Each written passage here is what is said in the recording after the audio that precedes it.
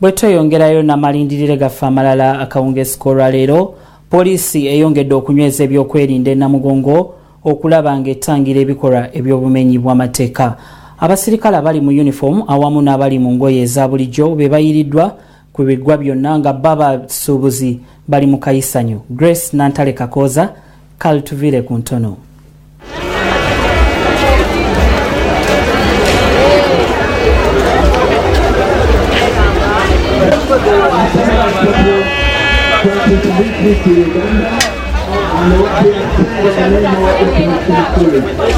Esigadde essaawa busaawa abakristaayo n'abakatuliki bakuze olunaku lw'abajulizi olukuzibwa buli nga 3 Juuni.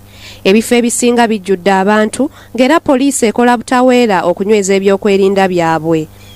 Omwogezi wa poliisi mu Kampala n'emiriraano Patrick Onyango agambye nti ebyokwerinda binywezeddwa okwewala ebikolwa eby'obutujju. Sirikale baffe abalwanyisa obutujju be batukulembedde leero oba bagenda kutulembera paaka omukolo guno gukola ki guggwa nga bo basaakinga bacekinga abantu abayingira bataddewo abasirikale baabwe mu bifo byanjawulo okulaba nti tunyweza ki tunyweza security. Olw'omuwendo gw'abantu ababeera e Namugongo, poliisi ekwataganye n'ebitongole ebirala ebikuuma ddembe okunyweza ebyokwerinda by'ekifo.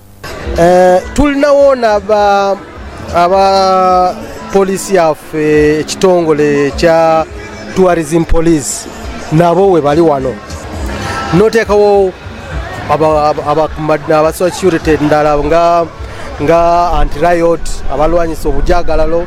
Waliwo aba CID bali mu ngoye za leya batambulawo munda.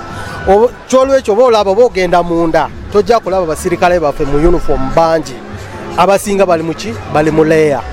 Security ndala waliwo abakuumaddembe nga abamajje bazze okukola ki okutuyamba n'aba security abakuumaddembe abalala bazze nga iso we bali wano eso okukeeta okulaba nti tewali obuzibu okukola ki bituka ku mukolo guno. Kyokka poliisi erabudde abalamazi nti balina okubeera abeegendereza ku bulamu bwabwe n'ebintu byabwe. Ebyo nga biri bityo, abasuubuzi naddala abo abatunda ebyokulya beesunze okukola ensimbi eziwererako ddala olw'obungi bw'abantu abeeyiye e Namugongo. Nsuubira kijja ttambula bulungi kubanga abantu bangi ate nga gikinagwera bajja kuba basanyufu nga baddayo nsuubira okukola. Wabula abalala olunaku balwekokkola nga bagamba nti abaguzi b'ebyamaguzi byabwe bamuswaba nnyo era nga n'abamu okugula tebagulirako ddala.